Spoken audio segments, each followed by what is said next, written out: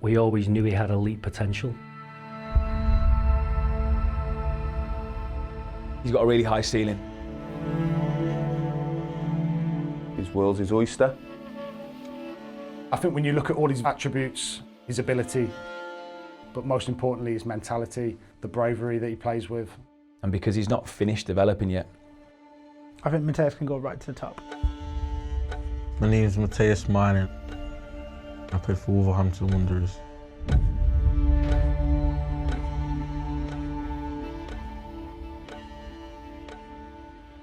Life growing up in Portugal was amazing. Going out every day, playing football, enjoying myself with family and friends.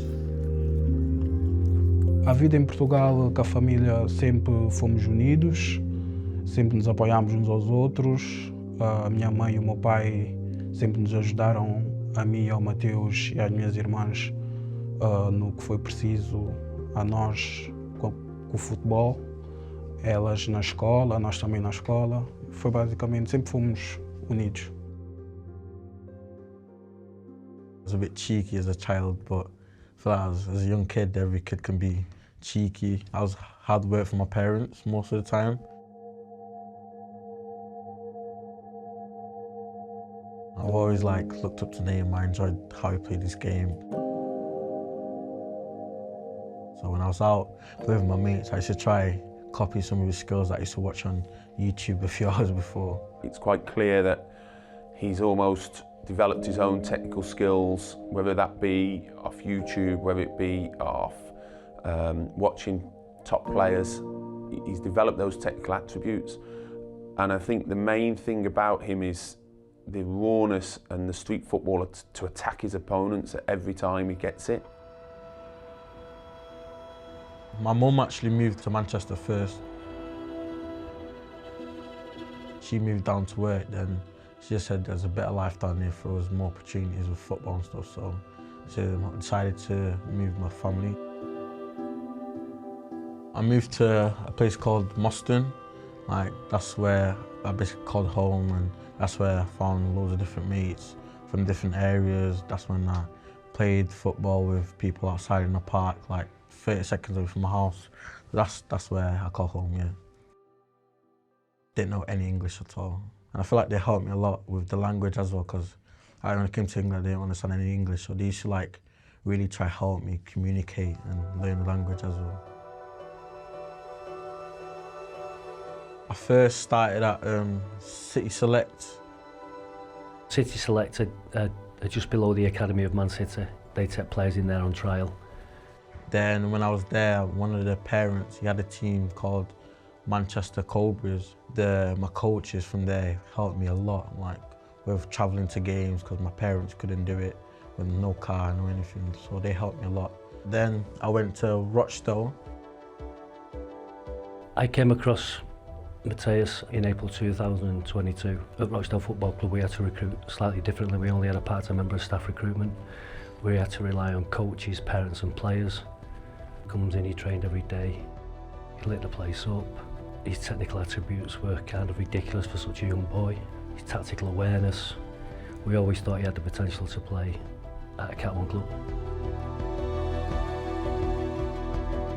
The first time I saw him, I went to watch a game, to watch another player.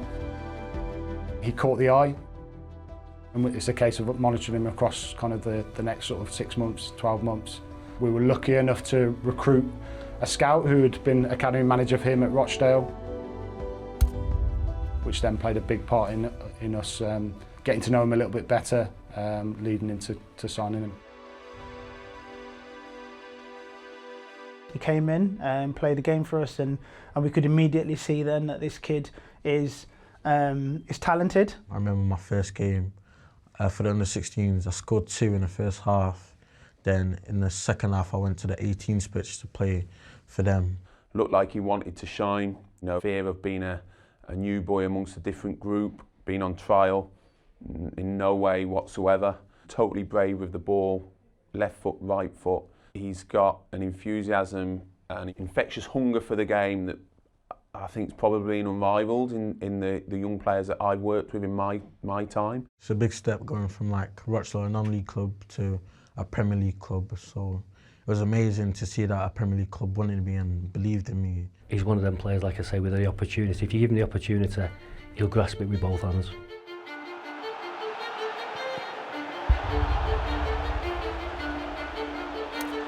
To see someone running out at Molineux, running out in the Premier League, someone that you've brought in, younger age, for a small fee in comparison to the transfers that happen at first team level. Every young kid's dream to play in the Premier League. So I just jumped off my seat, took my bib off, ready to come on the pitch. When I came on, all my nerves just like started coming up. But when I won my first header, all my nerves just went, and I was like, yeah, I deserve to be here, I want to be here. As a person who's played football, I was so proud that he'd actually got on the football pitch. 0.01% of all players in an academy system actually are able to make it to the first team and then therefore sustain a career. It does give everyone a lift to see someone out there in the Premier League playing for our first team. Wolves have lost their opening day fixture in each of the last 4 seasons and have lost the likes of Cunha and Sarabia this summer. My hopes was like beginning of the season to come in pre-season, show the manager what I've been working on in the off-season and show him what I can do. But beginning of the season was a bit struggling. I wasn't getting in the squad, I wasn't playing as much, and Rob came in and he put his trust in me, believed in me.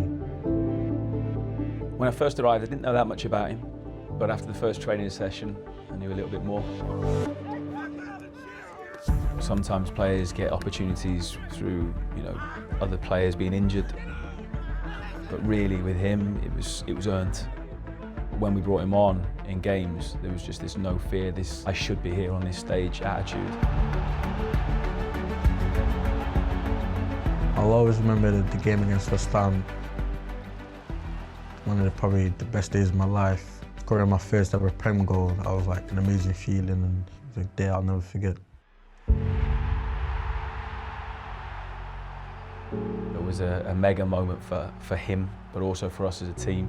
The whole stadium was energised at that moment. I was sat with John Hunterbout, the academy manager, that day, and we're jumping around and cheering, probably in a way that we haven't ever.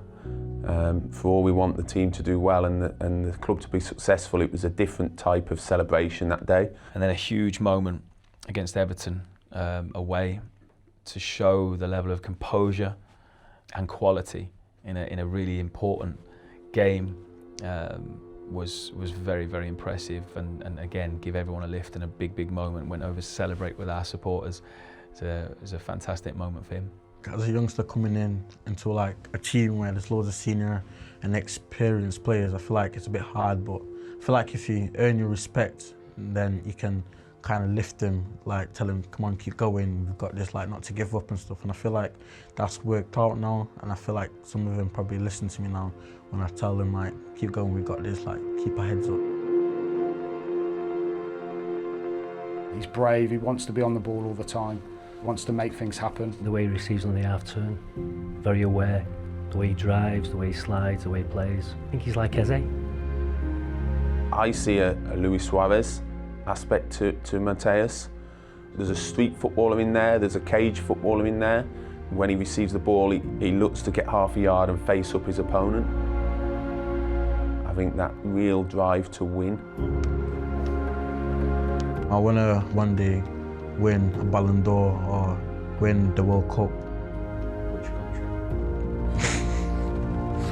Yeah, we'll see.